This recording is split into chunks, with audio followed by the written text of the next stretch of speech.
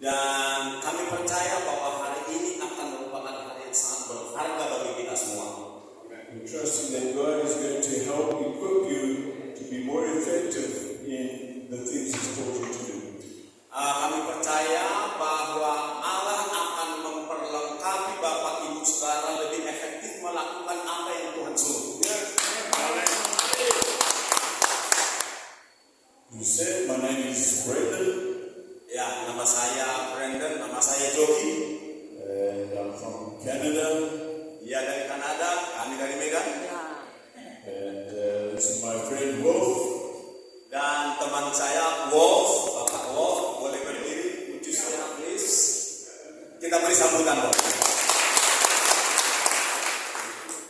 When he speaks, he sounds different to me. Ya, kalau dia bicara, logatnya beda dengan saya. It's because I'm originally from South Africa. Karena saya kan aslinya dari Afrika Selatan. So I still sound like a South African, not yet like a Canadian. Iya, jadi saya masih terpengaruh dengan bahasa asal saya dan bahasa Kanada. It's like sanctification, it's a work in progress. Seperti penyatuan supaya bisa terus mengalami progres. Right, I just, in our first session, want to look at some things that can help us be more fruitful and effective in our ministry. Ya, di sesi pertama ini Bapak Ibu Saudara, saya mengajak kita untuk melihat bagaimana caranya kita bisa lebih berbuah lagi.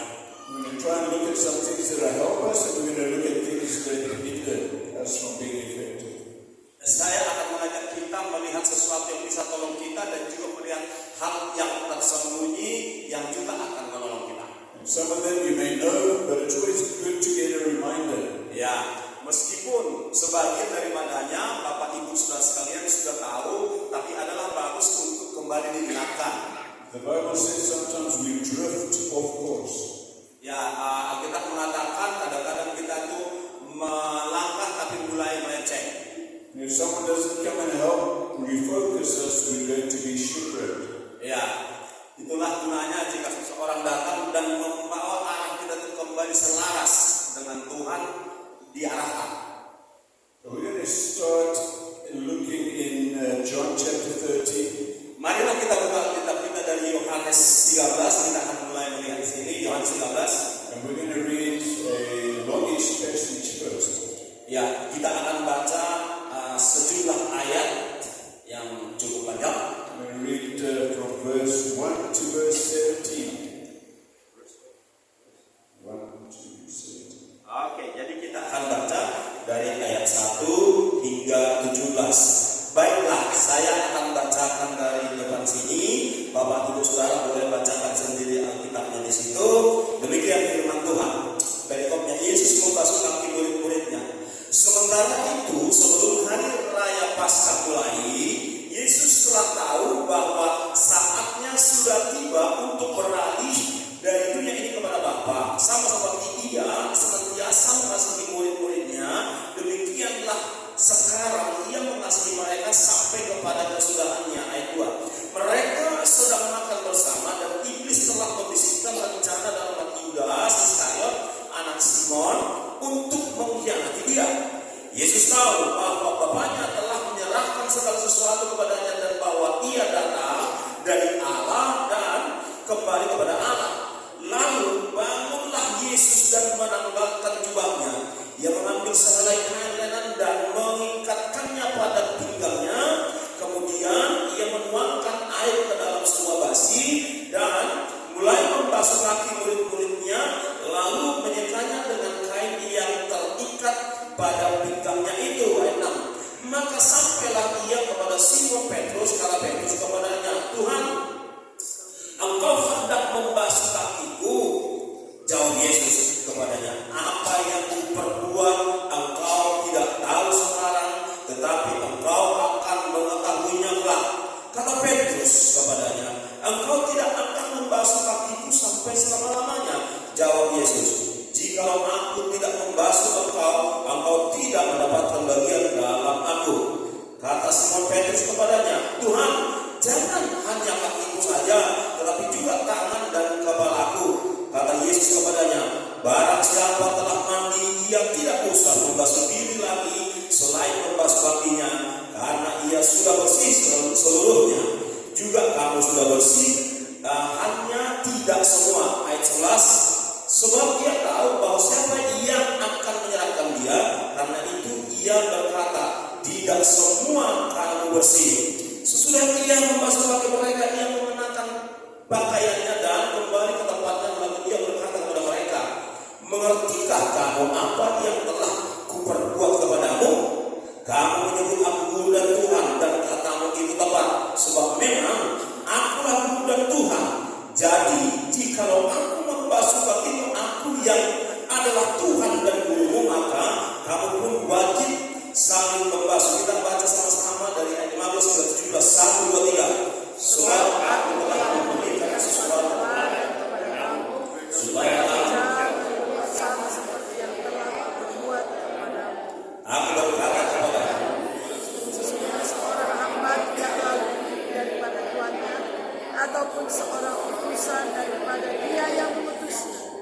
jika kamu tahu semuanya, berbahagialah kamu jika kamu melakukannya. Amin. I hope that's not the only amount of scripture we've read this week.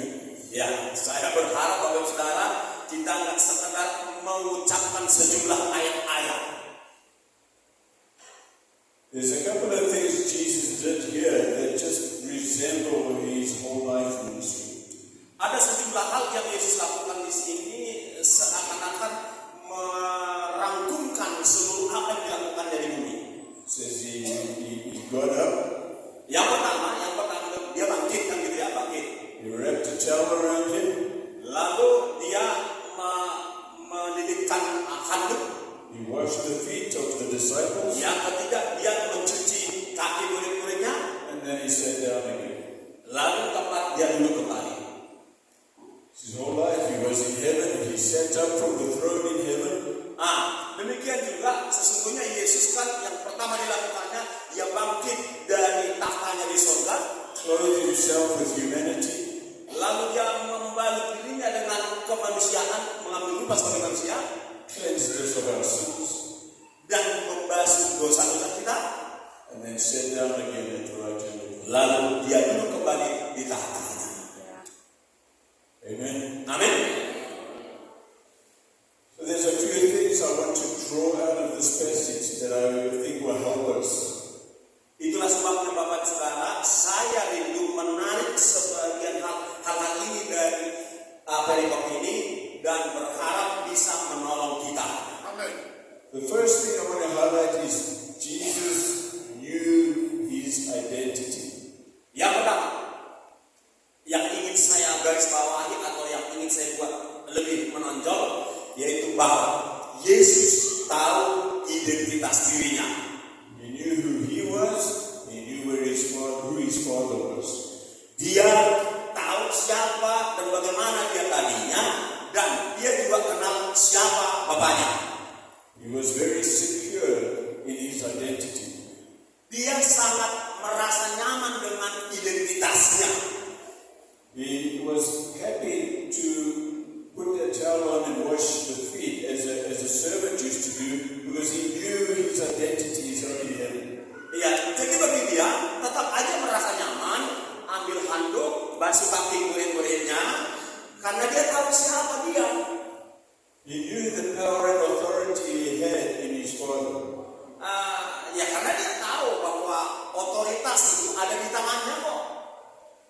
We need to know who we are in Jesus. Nah, sekarang kita ini perlu tahu siapa kita di dalam Yesus. Amin. We need to be secure in our identity in Jesus. Jadi kita harus merasa aman dengan identitas kita di dalam Yesus. If we lose sight of our identity in Jesus, we are going to struggle to do the ministry. Kalau kita lupa identitas kita di dalam Yesus, maka kita akan bergumul dan kehilangan pelayanan kita. There's too many pastors with an identity crisis. Ada banyak di antara kita mengalami krisis identitas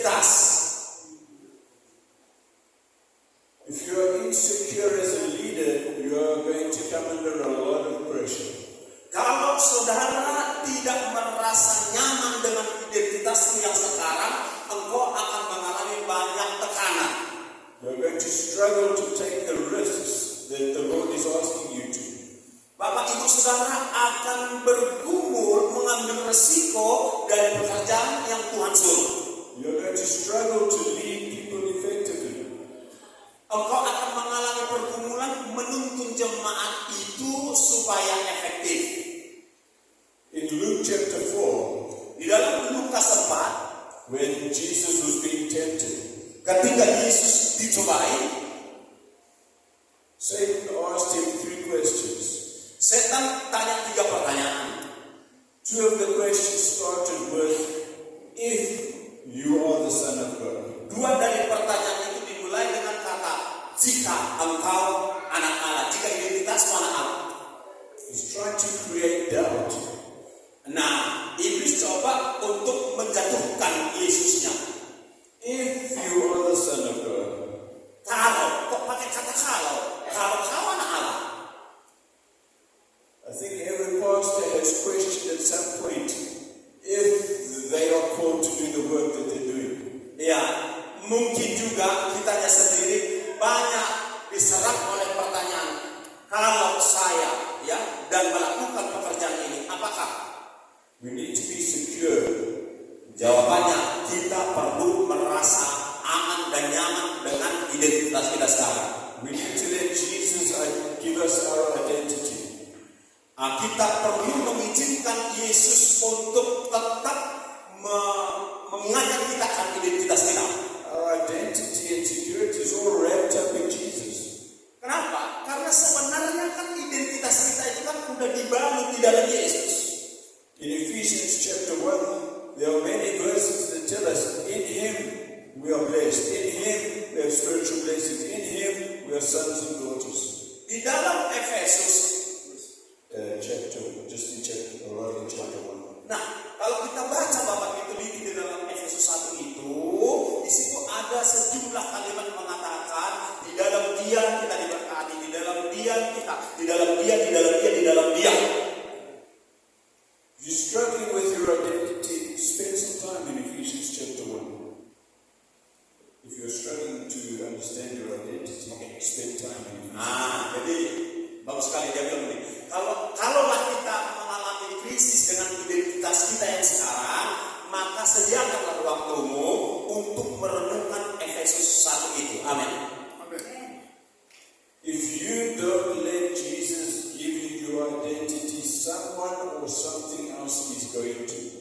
Nah, kalau kita nggak benar-benar mantap dengan identitas di dalam Yesus Kristus, maka sesuatu atau seseorang lainlah yang akan kasih identitas ke kita.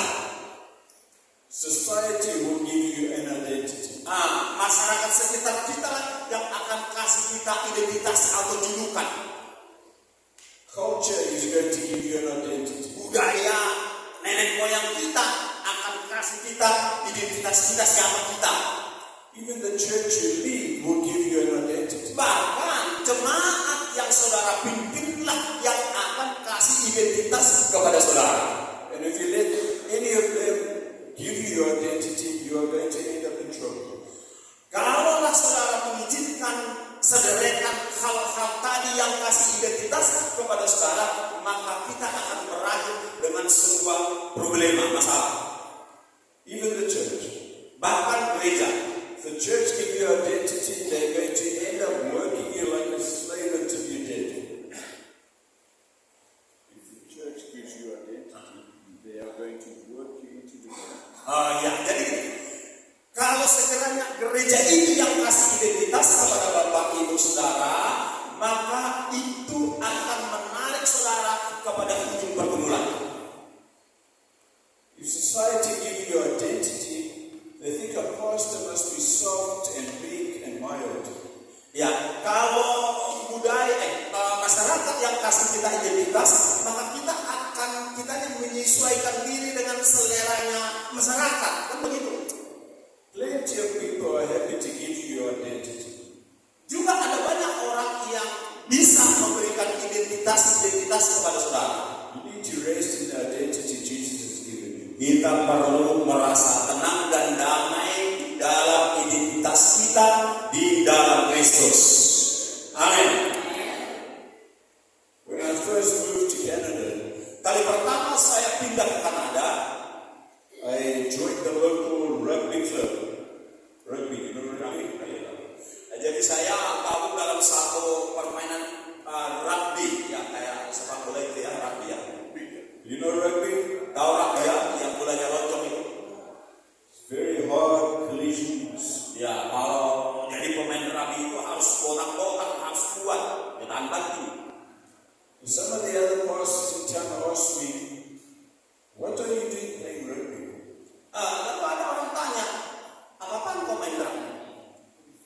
A pastor doesn't belong playing rugby. Iya, kau kan seorang pendeta, kok ikut-ikutan kau main rugby? Pastor's supposed to be nice and gentle, not hard and smashing people. Seharusnya kan pendeta itu lembut, sopan, kalem, agak jahit sedikit. Nah, itulah permainannya. Tak cocok itu. If I let the other pastors give me my identity, I'm going to be soft, weak, and mild. I'm not going to do very much. Nah, kalau saya izinkan, bahkan kawan pendeta saya itu kasih saya identitas bagaimana saya harus hidup, maka saya akan kehilangan semangat dan tidak bisa melanjutkan panggilan saya. Jesus is also the Lion of Judah. He roars sometimes. Bukankah Yesus sang singa dari Yehuda itu juga mengaum sekali-sekali, mengartik maksudnya? Amen? Ya kan? As a pastor, sometimes you need to roar. Ya, sebagai kepala sesekali pun juga kita mengaum dalam roh. There's a good one over there. Ya, udah mulai bangkit sana. Lanjut dulu.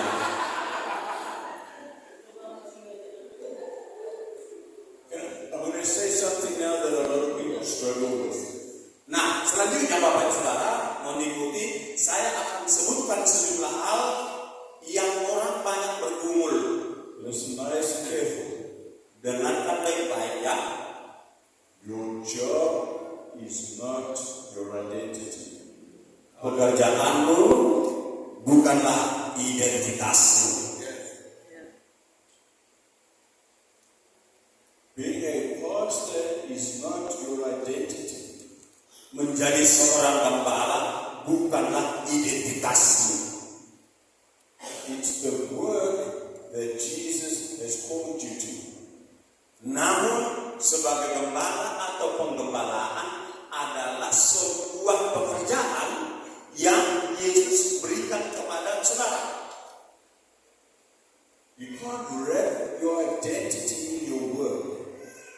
Tidak bisa kita terbungkus di dalam di dalam pekerjaan itu menjadi identitas kita. Because then you're going to struggle to let go of the work. Karena kalau udah terbungkus, maka kita susah untuk bergerak bebas mengerjakan pekerjaan itu. To Jesus, you are not just a pastor. Bagi Yesus, Bapak Ibu Saudara bukanlah sekedar gembala. You are first a member of His family. Yang pertama, bagi Yesus, saudara dan saya adalah anggota keluarga Allah.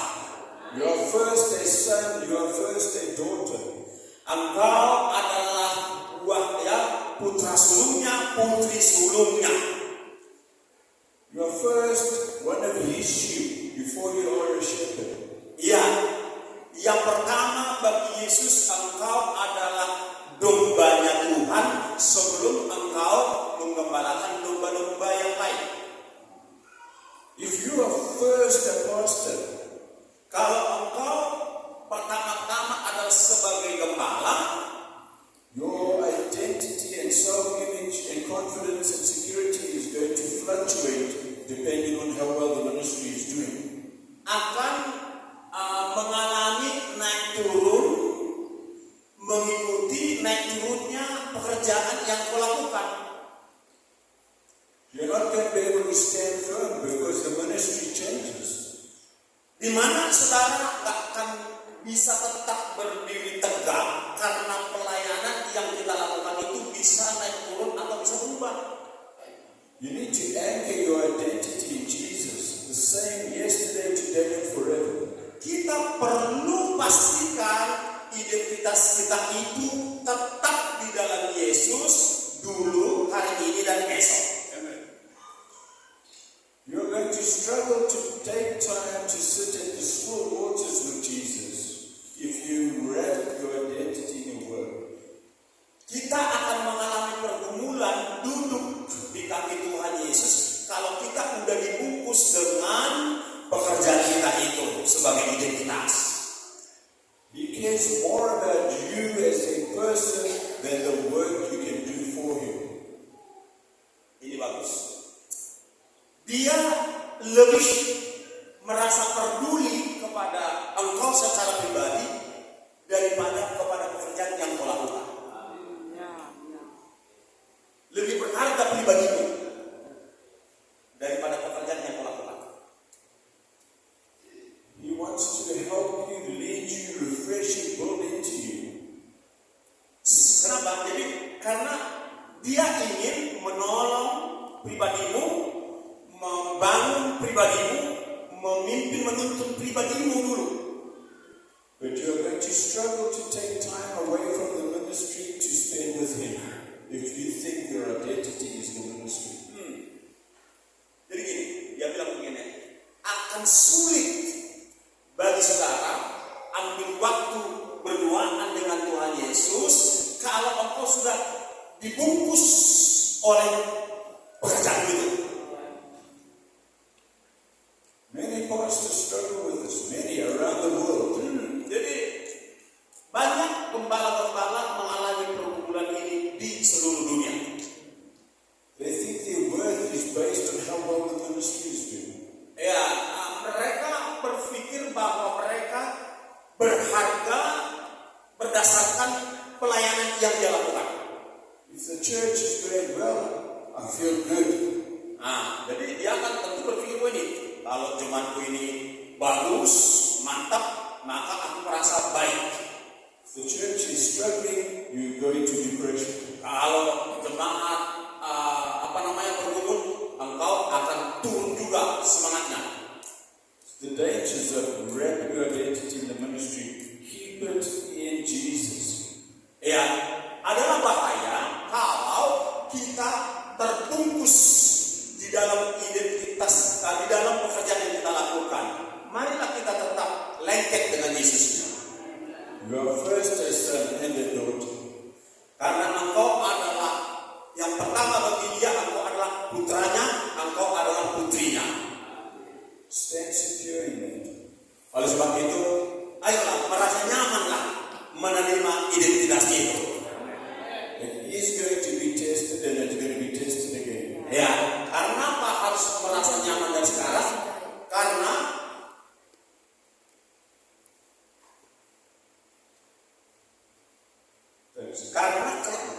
Karena kelak akan diuji oleh situasi itu.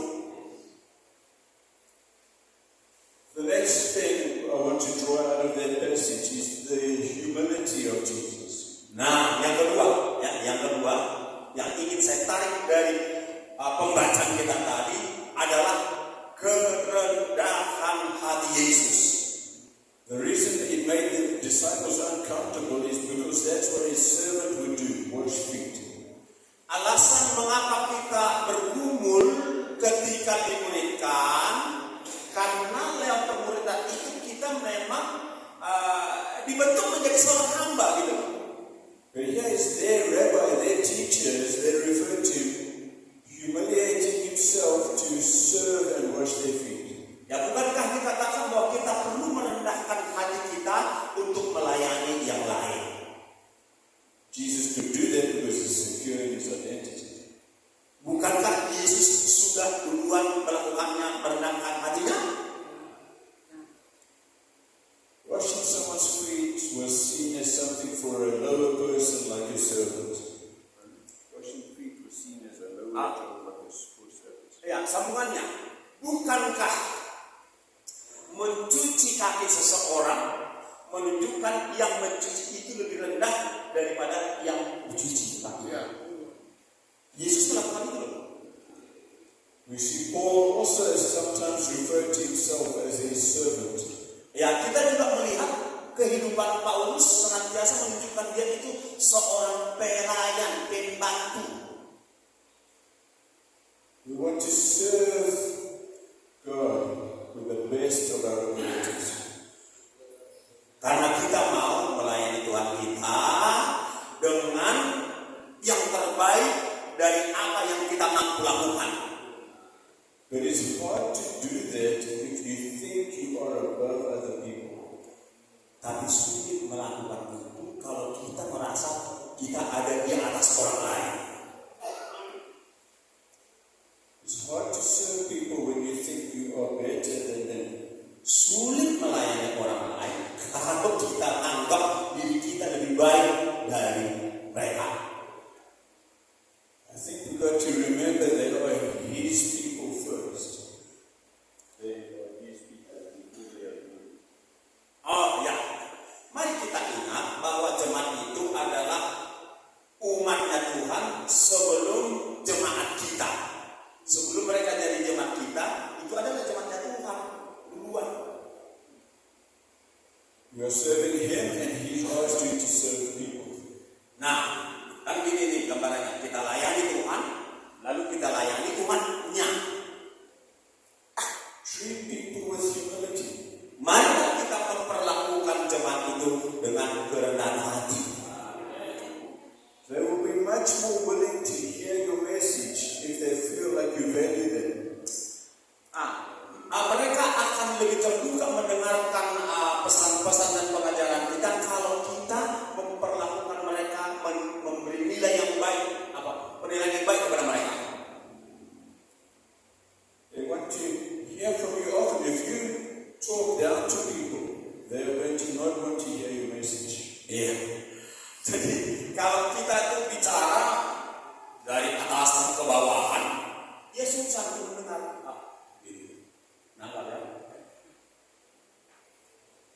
Humble service to each other opens doors for ministry. Oke. Dengan melayani disertai kerendahan hati satu dengan yang lain akan membuka pintu-pintu pelayanan. Let's look at Ephesians chapter 4. Mari kita lihat dari Efesus 4. We're going to read verse 1 and verse 2. Efesus 4 ayat 1.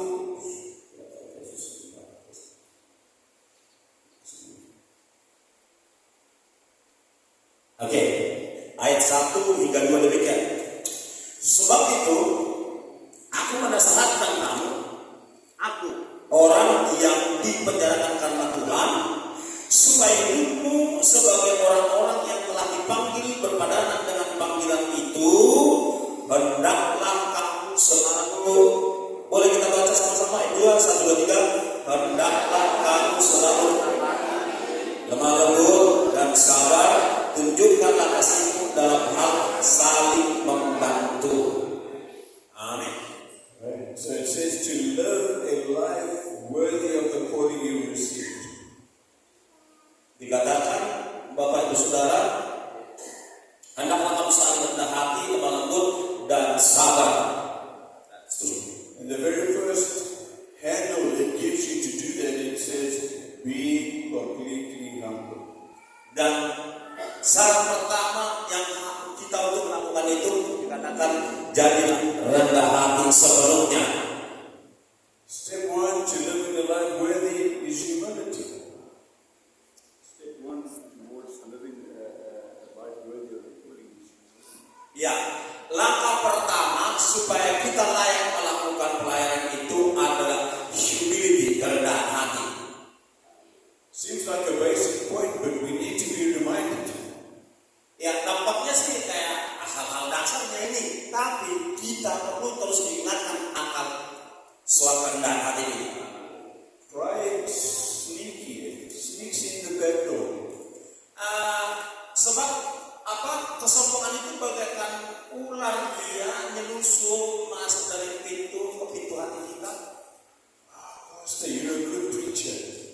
Contohnya, langsung bangga kan, wah hebat kali Bang ya. My favorite saya. When you teach, I understand like I've never understood before. Ya, kalau Bapak yang khotbah, aku jadi ngerti. Sebelumnya enggak. And then you keep it and you're like, Lalu, saudara tampak itu dan mantap kali ya. I'm a good teacher. Wah, rupanya pokoknya hebat. How lucky are these people that get to hear me preaching? How fortunate are they that they get to hear me preaching? Sebenarnya kalau orang itu mendengarkan khotbah kita itu sebenarnya ya semacam kasih karunia, ya. Kita berbahagia lah kalau orang mau dengar khotbah kita. Maybe I can teach some of the other pastors how to teach better. Nah, lalu karena kita merasa kitanya yang hebat, lalu kita berpikir, kayaknya aku khotbahkan yang lain lagi supaya aku tampak lebih mantap lagi. Sneaky pride is coming in. Ya, kelicikan kesombongan itu akan merusak kita. What about when a young believer stands up and wants to share something? Bagaimana dengan seorang yang baru percaya dan ingin share sesuatu kepada kita? Do we listen to hear what we can learn, or do we think, I still a baby Christian, I'm not going to learn? Atau kita berpikir, apalah tahunya ini, baru Kristennya ini. Atau kita mau, perlu juga aku dengar ini. Aku akan belajar sesuatu dari orang Kristen baru ini.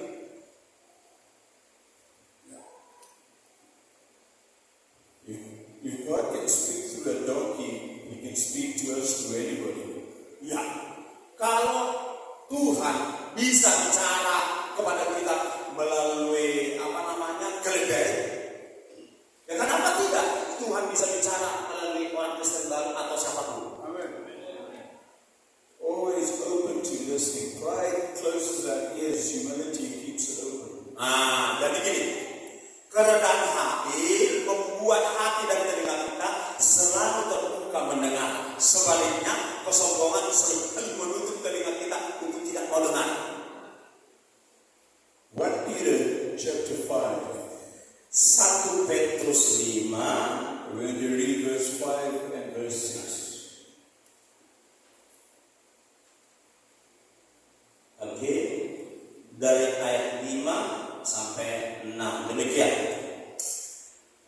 Demikian jugalah kamu, hai orang-orang muda, tunduklah kepada orang-orang yang tua, dan kamu semua rendahkanlah dirimu seorang terhadap yang lain. Sebab Allah menentang orang yang congkak, tetapi mengasihi orang yang rendah hati.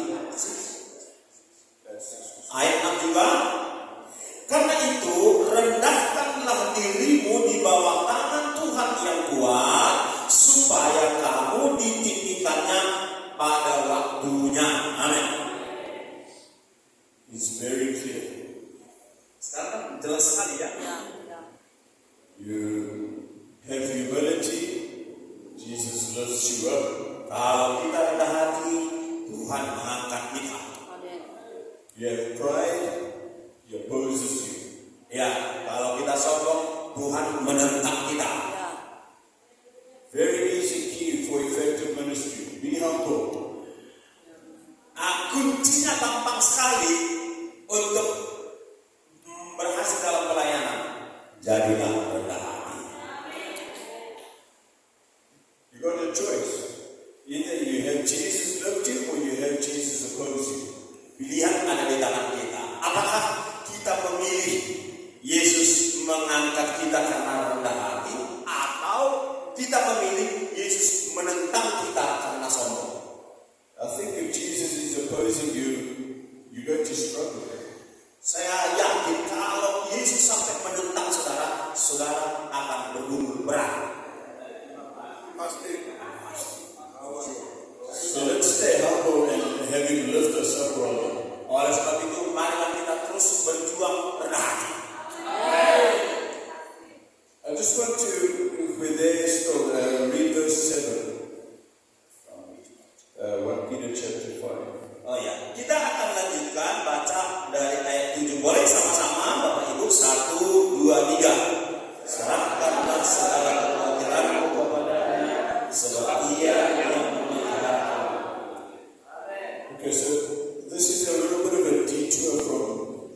from the teaching.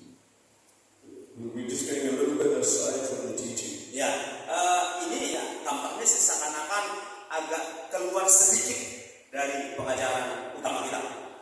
I believe the Lord wants to say to some people here, Karena saya merasa gini bahwa Tuhan ingin ngomong sesuatu kepada seseorang di antara kita.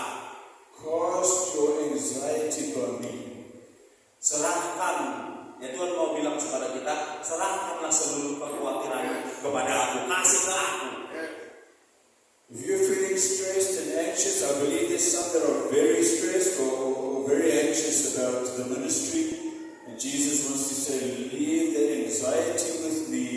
I love you and I will care for you. Ya, kalau saudara mengalami pergumulan dalam pelayanan dan mulai bermunculan kekhawatiran, hari ini Yesus mengatakan, kasih ke aku aja kekhawatiranmu, jangan pegang, kasih ke tanganku, katanya. The kingdom is righteousness, peace, and joy. Ya, sebab kerajaan Allah adalah suatu kebenaran, damai sejahtera, dan sukacita. Your ministry should be filled with peace and joy. Supaya biarlah pelayanan Bapak Ibu Saudara dipenuhi dengan sukacita, kebenaran, sukacita, dan damai sejahtera. Amin. If it's not, you need to fix it.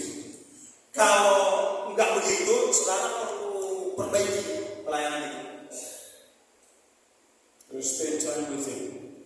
dengan cara ambil waktu berduaan dengan Tuhan Yesus. I was in Cuba in February. Februari yang lalu saya ada di Kuba, negara Kuba. And they were telling us there that the pastors are so stressed, many pastors are dying from stress-related illness. Ya, kami menemukan bahwa banyak pendeta-pendeta yang di sana itu mengalami stres sehingga mereka mengalami sekarat, ya, mengalami sekarat dalam hidup mereka. The ministry is not meant to kill you. Ya, seharusnya pelayanan janganlah itu yang membunuh kita. But it's happening. Tapi toh ada yang terjadi. So that's you this morning. Please cast your anxiety on Him, rest in your identity with Him, and spend time with Him by the still waters. Itulah sebabnya Bapak Ibu Saudara pagi ini izinkan Tuhan mengingatkan saudara, serahkanlah segala kegelisahan hatimu kepadanya, ya, mantaplah di dalam identitasmu dan ambil waktu berduaan dengan Tuhan Yesus. I'm going to look at a few things that make us weaker spiritually. Ya, ada sejumlah hal yang membuat kita menjadi lebih lemah secara roh. Right? We want to stay strong and healthy, so we want to avoid the things that we're going to go through now. Oleh sebab itu kita perlu untuk terus menjaga kekuatan kita sehat supaya kita bisa melanjutkan pekerjaan Tuhan ini.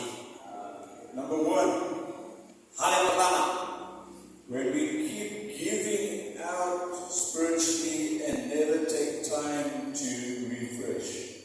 jadi gini, kalau kita terus-terusan hanya membagikan gitu kan, membagikan firman, mendoakan orang lain, melakukan pelayanan, nggak pernah kita menerima kekuatan yang baru, maka itu menimbulkan stres. We need to take time to go and refresh ourselves. Kita perlu ambil waktu merefresh kehidupan kita kembali ke sungai itu, yaitu Yesus. Physically and spiritually. Baik secara fisik maupun secara roh. It's important. Ya, itu penting Bapak Saudara. If you don't take that time, you are going to burn out. Kalau kita nggak ambil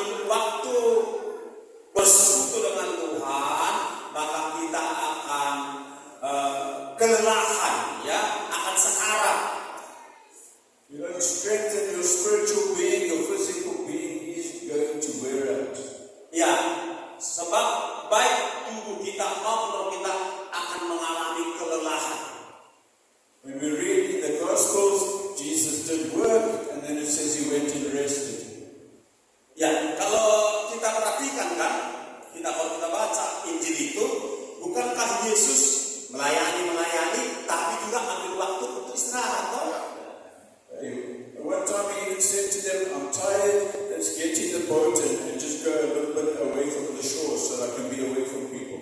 Sekali waktu Yesus kan bilang sama muridnya, kita udah capek, udah agak jauhkanlah kapal ini supaya tidak dekat-dekat orang itu ke kita. If Jesus needed to rest, so do we. Kalau Yesus saja butuh istirahat, kita juga butuh istirahat. You are not more anointed than Jesus. No, you are not more anointed than Jesus. Ya, saudara dan saya tidak lebih diurapi daripada Yesus.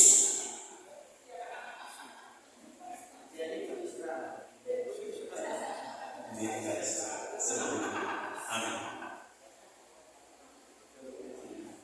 Take rest. Ya, ambil waktu untuk istirahat santai.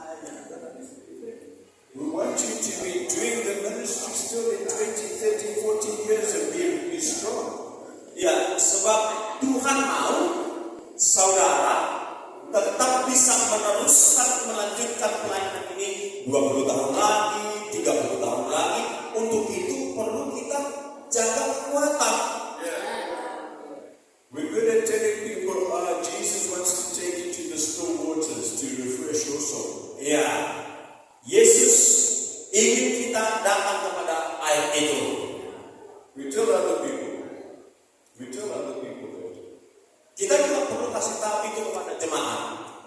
But when was the last time you went and just sat by the still waters so you could refresh your soul? Ya, kapan Bapak Ibu Saudara datang ke sumber air itu dan menyegarkan saudara? David said in Psalm 27, I just want to sit in your presence and gaze at your beauty. Daud berkata di dalam Mazmur 27, aku hanya ingin tinggal di dalam hadirat-Mu dan menyaksikan keindahan-Mu. Not make a noise with your shopping list. Give all your shopping list requests out sometimes. Ya, jadi tidak sibuk dengan daftar pekerjaan atau daftar belanja, mau beli ini, mono itu. Sisihkan dulu, santai dulu. Mobil. It's hard for Jesus to speak to you and give you something when you won't keep quiet. Ya, akan lebih mudah Yesus berbicara kepada saudara kalau saudara ambil waktu tenang. Amen? Amin. Yeah. Nomor dua, Bapak Ibu, Dealing with conflict. Bagaimana kita menyelesaikan konflik? Conflict is emotionally draining. Ya, konflik itu kan nyedot emosi kita. Don't get stuck fighting battles you were not meant to fight. Ini mantap. Berhentilah berperang di persoalan yang bukan peperanganmu. Just because there's a battle doesn't mean you must fight that battle. Ya, jadi bukan karena ada peperangan di situ, jadi kita harus terus ikut perang di situ. Sometimes it is somebody else's problem. Artinya gini, biarkan seseorang yang lain untuk mengurusi persoalan-persoalan dalam zaman itu. Jangan dorong semua. If Pastor Jogi comes and says to me, he's very angry with Pastor Antonius. Angry. Kalaulah contohnya pendeta Yogi datang ngasih tahu ke saya, saya ini marah-marahin sama pendeta Antonius. Pastor Antonius listening. Yeah. So, it doesn't mean I must now get involved in the dispute. Ya, berarti harus akunya yang harus terlibat mengatasinya. The first thing I'm going to do is say, did you speak to him? Nah, kalau ada orang curhat ke saya,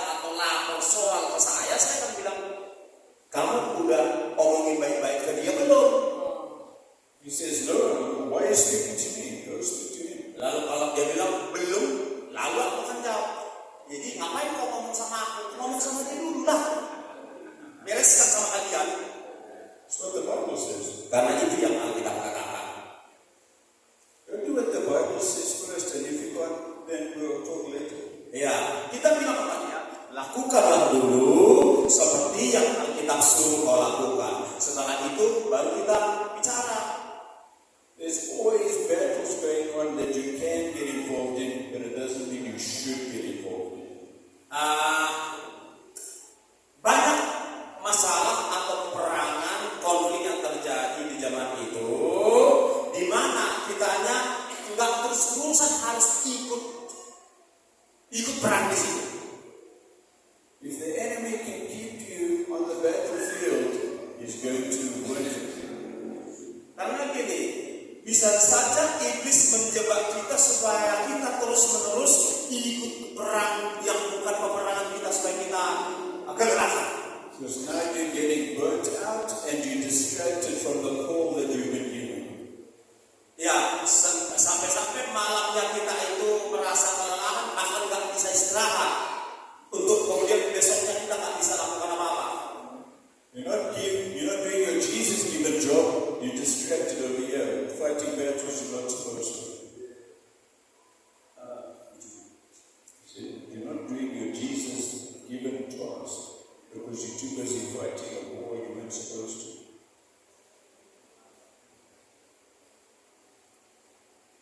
Ya, jadi Yesus enggaklah ngasih tugas kepada kita, tugas mana, pekerjaan kepada kita, di mana itu bukan tugas kita untuk menyelesaikan semua itu. Nah, itu sederhananya. So to strengthen, I'm just going to close with a couple of quick things to do to strengthen yourself. Nah, berikut ini saya akan bagikan sejumlah hal untuk menguatkan setiap saudara. One, prayer. Yang pertama, jangan lupa berdoa. Go sit by the still waters so you can refresh your soul. Ya, hanya dengan berdoalah air yang akan menyegarkan kita itu akan kita dapatkan. Go sit in His presence and just gaze at His beauty. Ya, mari kita duduk di hadiratnya dan menikmati keindahan Tuhan. Go to Him and leave your anxiety there in Him. Ya, pergi jumpai Dia dan berduaan dengan Dia. Take your requests, but don't only take requests. Spend time building your relationship with Him. Ya, agak simpan dulu daftar permintaan itu, tetapi bangun dulu relationship, hubungan dengan Dia. Number two, spend time in the Word. Yang kedua, doa yang pertama, yang kedua, sediakan waktu untuk bersekutu dengan firman Tuhan. Jesus answered one of those temptations. He said, man doesn't live on bread alone, but of every word that comes from the mouth of God. Yesus menghadapi cobaan iblis itu dan mengatakan bahwa manusia tidak hidup dari roti saja, tetapi hidup dari firman Allah yang keluar dari mulutnya. The word strengthens us and it also helps us focus. Sebab firman Tuhan itu menguatkan kita dan menolong kita untuk kembali fokus. And it builds our faith. Dan juga firman itu kan membangkitkan kembali iman kita. Number three, develop godly relationships. Godly relationships. Bangun hubungan dengan orang lain, dengan hubungan yang ilahi, yang rohani. We're part of the body and we want to grow and help each other to become mature. Artinya gini, kan kita ini tubuh Kristus. Oleh sebab itu, kita perlu saling menguatkan supaya kita kuat dan bertumbuh dewasa. Itu maksudnya membangun hubungan sesama. Develop godly relationships. Even if you're the pastor, you still need some godly friends around you. Ya, penting sekali kita itu membangun hubungan dengan sesama. Meskipun kita seorang pendeta, kita butuh orang lain untuk saling menguatkan. Last one, rejoice in the Lord. Dan yang ketiga ya, keempat, bersukacitalah senantiasa di dalam Tuhan. Rejoicing in the Lord builds you up again. Dengan bersukacita di dalam Tuhan akan membuat kita itu terbangun ya kembali. The word says the joy of the Lord gives us strength. Bukankah firman Tuhan berkata sukacita Tuhan adalah kekuatan. Amen. Amin. Amen. Rest in your identity. Oke, saya akan ulangi lagi. Merasa tenanglah di dalam identitasmu.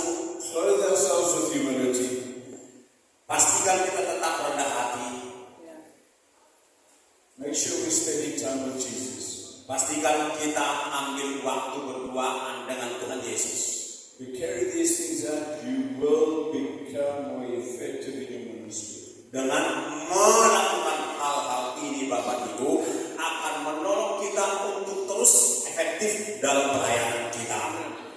Lord, we just lift everybody up. Just bring them. Mari kita berdoa kepada Saudara. Tuhan, kami mengangkat semua saudara kami ini. If there's anybody here who is feeling very anxious and stressed, I'll ask Lord you come and bring your peace now. Kalau ada di antara kami yang merasa gelisah, resah, kami ingin mengangkat mereka ke dalam tangan-Mu ya Tuhan. If there's anyone who's lost their joy, Lord, I pray that you come and restore their joy. Bila ada yang sudah kehilangan sukacitanya, hamba mohon Tuhan, pulihkanlah sukacita dari hamba-hamba-Mu ini. Lord, we want to see everybody here flourishing, doing well, and enjoying ministry for 20, 30, 40 years. Sebab Engkau rindu melihat hamba-hamba-Mu ini benar-benar bertumbuh, berbuah-buah di dalam tahun-tahun yang ada di hadapan kami. Amen. Amin. We're going to take a 10 minutes. 15. We're going to take a 15-minute break, so 11:15 we want to start promptly. Oke, jadi jam kita akan istirahat. Jadi 11.15 kembali duduk di tempat masing-masing. Oke. Oke. Dalam 15 menit kita break. Bapak Ibu semua diberkati? Amin. Haleluya. Nah, mari kita ambil 15 menit break. Di belakang ada makanan dan minuman, ada kopi dan teh. Bapak Ibu bisa ambil ke belakang. Nanti semua kita juga berbaur di belakang. Kalau ada pembicaraan-pembicaraan yang silakan. Dan 11.15 kita akan kembali ke dalam ruangan ini lagi Bapak Ibu. Dan habis itu kita mendengarkan sesi kedua. Ya. Nanti terakhir ada pertanyaan-pertanyaan. Silakan, mari.